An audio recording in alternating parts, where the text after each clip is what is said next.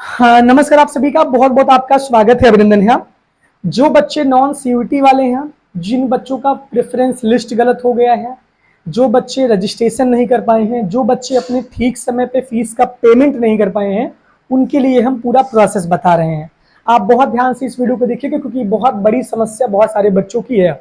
सबसे पहले जान लीजिए कि जिनका सब्जेक्ट कॉम्बिनेशन जो मिल गया है वो सब्जेक्ट कॉम्बिनेशन नहीं चेंज होगा। सब्जेक्ट कॉम्बिनेशन जो आपको मिला है वो नहीं चेंज होगा। पहली बात आप ये जान लीजिए, एकदम इसको बैठा लीजिए। जो सब्जेक्ट आपको मिल गया है वो सब्जेक्ट चेंज नहीं होगा, कोई भी आपको चेंज नहीं करवा सकता। ये अपने जहन में आप इस बात को नोट कर लीजिए, मैं इसको बहुत ध्यान से आपको बता रहा हूं।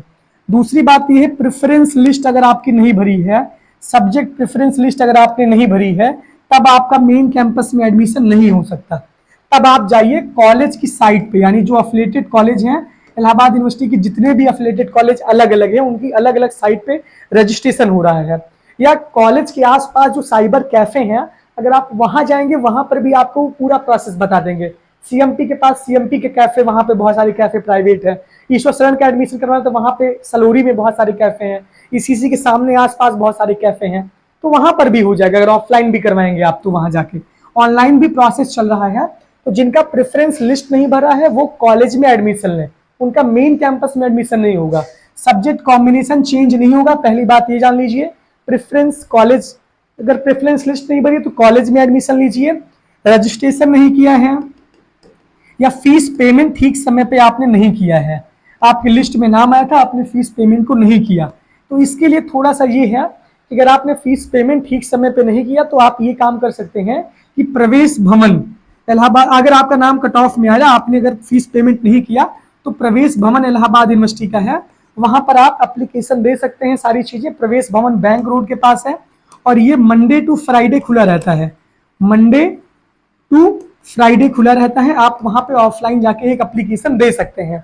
अगर आपने फीस का पेमेंट नहीं किया है तो एक कंडीशन पे, आपकी कट ऑफ लिस्ट में नाम आ गई थी लेकिन आपने नहीं किया, तो ऐसे चांसेस तो बहुत कम है क्योंकि शॉर्ट लिस्टिंग चल रही है, आपकी सीट दूसरे को दे दी जा रही है अगर आप ठीक समय पे फीस का पेमेंट नहीं कर रहे हैं तो इस वजह से आप प्रवेश भवन में एक एप्लीकेशन दे सकते हैं। सारी चीजें वहां पे, तो हो सकता है कि आपकी सुनवाई हो जाए, लेकिन चांसेस बहुत कम है क्योंकि यहाँ पे शॉर्ट लिस्टिंग चल रही है। शॉर्ट लिस्टेड कैंडिडेट का नाम आ रहा है, अगर आप ठीक समय पे एडमिशन नहीं लेते तो आपकी सीट किसी और को दे दी जाती है। तो चांसेस तो बहुत कम है, लेकिन आप एक बार ट्राई कर सकते हैं। और इसके बाद जिनका फीस पेमेंट नहीं हुआ है वो कॉलेज में एडमिशन अपना सुरक्षित करवा लेना। आप इधर रहेंगे, न घर के रहेंगे, ना फिर घाट के रहेंगे आप।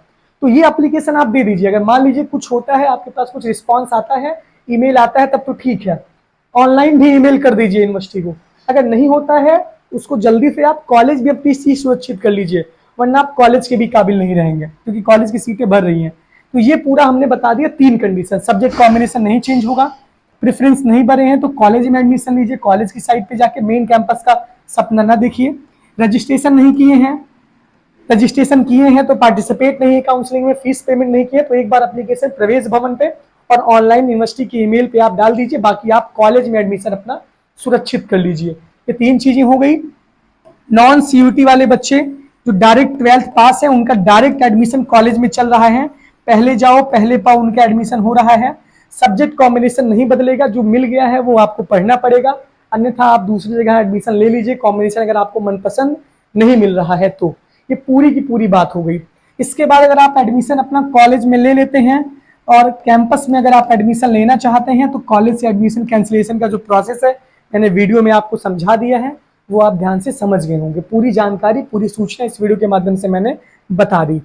जिनका एडमिशन हो गया है वो बच्चे ना परेशान, उनका नया सत्र भी कब तक चलेगा इस पर हम वीडियो बना देंगे, आपको बहुत परेशान नहीं होना है। बहुत बहुत धन्यवाद, बहुत बहुत आभार, थैंक यू।